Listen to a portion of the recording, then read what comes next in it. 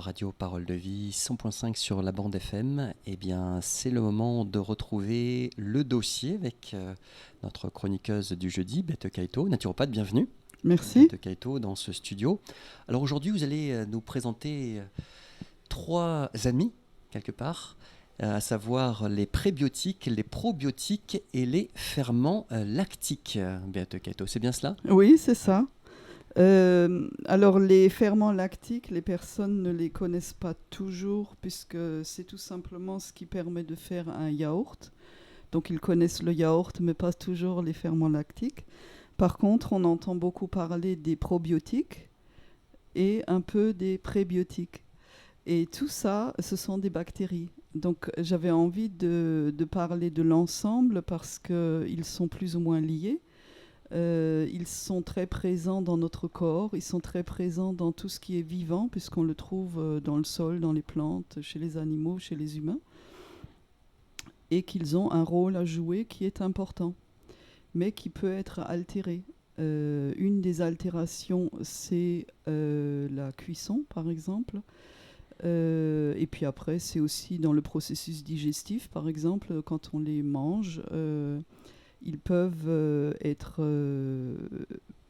transformés, on va dire, par d'autres bactéries qui sont dans le corps, par le principe de la digestion notamment.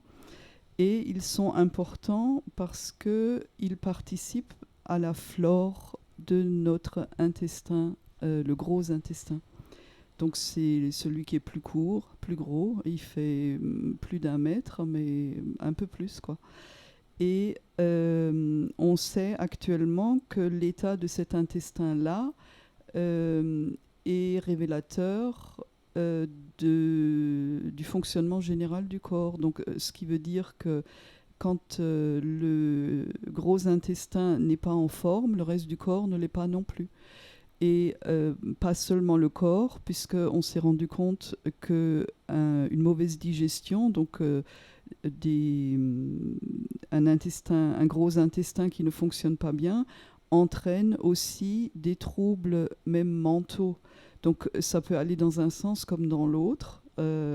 Alors ce n'est peut-être ou probablement pas le principal facteur des troubles mentaux, mais en tout cas ils sont liés.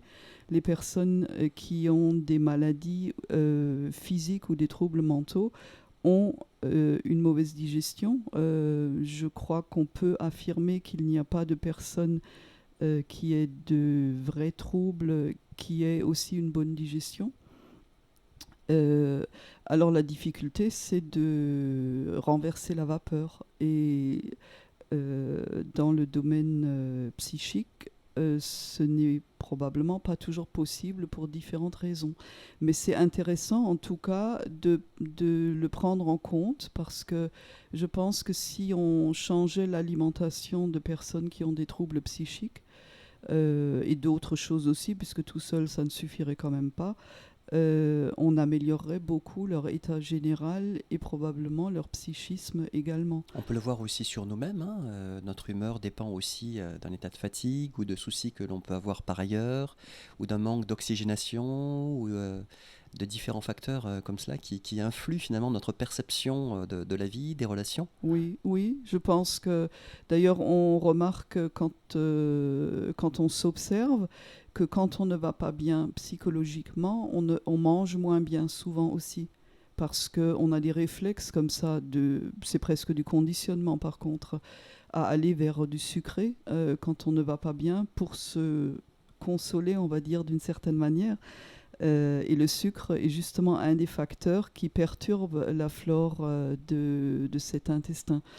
Et notamment, particulièrement, le sucre blanc. Saccharose. Oui, et puis tous les édulcorants d'ailleurs aussi. Et d'ailleurs, j'ai appris quelque chose aujourd'hui, c'est qu'il y a des molécules de chlore dans les édulcorants. Donc j'ai regardé le site d'un biochimiste, puisque dans mes recherches, je suis tombée là-dessus, et qui disait que, et c'est pas mentionné, puisque on ne peut pas dire que ça fait partie des ingrédients, on ne lira pas chlore dans les ingrédients. Mais c'est quelque chose qui est présent, et le chlore est un des facteurs qui perturbe le fonctionnement bactérien dans le corps. Donc ça veut dire que notre eau chlorée du robinet influence notre flore Et à la bactérienne. piscine? Aussi, bien sûr, et justement à la piscine, ils le font pour qu'il n'y ait pas ces mauvaises bactéries qui sont toujours, disons, mauvaises entre guillemets, qui sont toujours recherchées dans les analyses d'eau. Est-ce qu'on peut parler d'équilibre finalement? Parce Alors, que les bactéries, oui, bien sûr, c'est parce que la quantité, la qualité, les deux, oui, effectivement, normalement, il devrait y avoir un équilibre dans l'ensemble, on va dire, et que ce qu'on qualifie de mauvaises bactéries, malgré tout, sont toujours dans nos intestins. Ils sont peut-être même sur notre peau, etc., dans notre environnement. Mais quand on a une bonne hygiène de vie, il y a un équilibre. Et c'est cet équilibre qu'on doit essayer d'atteindre constamment. Alors qu'est-ce qui nous permet de l'atteindre? C'est par l'alimentation de nouveau, notamment tout ce qui est cru, parce que dans ce cas, on a les prébiotiques et les probiotiques. d'où Euh, l'appellation alimentation vivante alors. Oui, C'est ça? voilà, parce que les bactéries elles-mêmes sont vivantes aussi et que l'équilibre se fait parce que elles interagissent, elles ont une relation entre elles et ça permet donc d'aller dans un sens comme dans l'autre. La Et nature est bien faite quand même. C'est-à-dire qu'il y a une synergie en fait d'opération au sein même de l'organisme des oui, bactéries. oui, bien Elles ont une sûr. mission chacune. Oui, et d'ailleurs, il y a quelque chose qui est parlant. Un bébé qui naît a une flore parfaite. Disons, elle est pas, elle est ensemencée progressivement. Alors, il me semble, alors, j'ai pas recherché spécifiquement pour cette chronique-là, mais le bébé est vierge de bactéries pratiquement dans son système digestif avant sa naissance et il est au contact des bactéries et des levures au moment de la naissance, notamment par voie basse, particulièrement en lien avec la maman. Quand c'est une césarienne, c'est différent. Donc son entrée dans le monde fait que toute cette histoire, entre guillemets, se passe un peu différemment. Et ils ont constaté qu'un enfant qui n'est pas né par voie basse a souvent une flore plus fragile qu'un enfant qui est né par césarienne. Et le lait maternel est fait de nombreuses bactéries, bien plus nombreuses que celles qu'on a dans un lait maternisé et dans un yaourt, etc. Donc l'idéal, c'est vraiment le lait maternel parce qu'il est complètement adapté aux besoins du bébé. Et en plus, il évolue constamment avec la croissance du bébé, avec les besoins du bébé. Donc c'est vraiment exceptionnel. Mais toujours est-il qu'on peut contribuer tout au long de notre vie à influencer tous ces aspects-là. Et donc toujours par le vivant de se demander est-ce que ce que je mange est vivant ou non, puisque s'il n'est plus vivant, les bactéries n'y sont plus. Et s'ils n'y sont plus, ça veut dire que s'il y a quelque chose qui entre en contact avec cet aliment, ce sont justement les mauvaises bactéries qui peuvent se développer, ce qui fait qu'on a des moisissures, par exemple, qu'on doit jeter quelque chose parce que c'est périmé, on va dire. Et donc, c'est une attention particulière à apporter à ça. Alors, j'aimerais parler des yaourts parce que de très nombreuses personnes en mangent, qu'ils soient faits avec des produits laitiers ou qu'ils soient végétaux. Les ferments qui sont utilisés sont les mêmes. Pour avoir la dénomination de yaourt, il n'y en a que deux. Alors, ça ne sert à rien que je les énumère, mais il n'y en a que deux pour avoir cette dénomination-là. Et par contre, dans l'industrie, ils ont tendance à faire des yaourts qu'ils pasteurisent ensuite. Donc ça veut dire que finalement, ils ont lancé de la vie dans le lait, mais ils l'enlèvent par la pasteurisation de nouveau.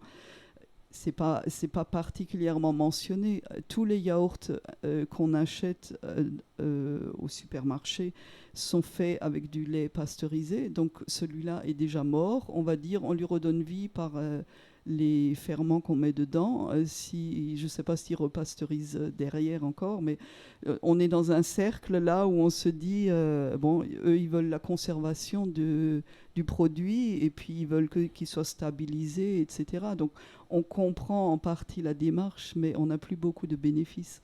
On peut faire aussi ces yaourts soi-même? Alors justement, effectivement, on peut les faire soi-même, mais la difficulté première qui reste quand même, est-ce qu'on peut trouver du lait frais, du lait cru, puisque ça, dans le commerce, on ne le trouve pas. Donc il y a toujours eu une action dessus. Donc ceux qui sont dans la campagne et qui peuvent trouver une ferme qui leur donne du lait, ils ont encore de la chance s'ils en achètent. Il y a une différence aussi entre un lait de vache, de brebis et de chèvre. Brebis et chèvres sont plus digestes parce que la composition du lait est plus proche du lait maternel. Je l'avais dit une fois dans une chronique déjà.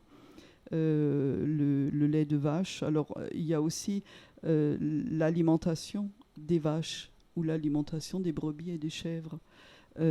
Ça entre en compte dans la qualité du lait et c'est la raison pour laquelle il est préférable de prendre du bio. Il y a un cahier des charges qui est assez strict en Alors, AB. pour moi, il n'est pas suffisamment strict, mais on n'a pas toujours le choix, donc on va dire on va faire avec ça. Après, il y a des personnes qui ne consomment pas ces yaourts. Donc, on trouve tout ça aussi dans les plantes, dans les légumes, dans les fruits. C'est un peu différent, mais finalement, ça ramène à la même chose. Donc, il n'y a pas d'obligation de manger des produits laitiers ou de manger des yaourts pour avoir une bonne flore. Donc, réfléchissez à ça lorsque vous faites vos courses et essayez de faire au mieux en ayant en tête justement que c'est votre corps, que vous êtes avec ce corps-là du début jusqu'à la fin de votre vie et qu'il vaut mieux bien l'entretenir pour ne pas en souffrir. En faire un allié? Oui, voilà, justement, mais c'est de toute façon un allié. Notre corps fera toujours du mieux qu'il peut avec ce qu'on lui apporte et ce qu'il est. Donc, c'est le meilleur allié qu'on ait. Alors, respectons-le, parce qu'on se respectera aussi sur d'autres plans. Merci. Et que ça nous fera toujours du bien. Merci beaucoup, Béate Kaito, pour cette sensibilisation à ce que sont les prébiotiques, les probiotiques et les ferments lactiques. Oui. On pourrait presque dire qu'ils sont bretons, ces trois amis, avec le suffixe oui. en ic. On vous dit à très vite, oui, jeudi prochain, sur les ondes de Radio Parole de Vie. Au revoir. Kenavo.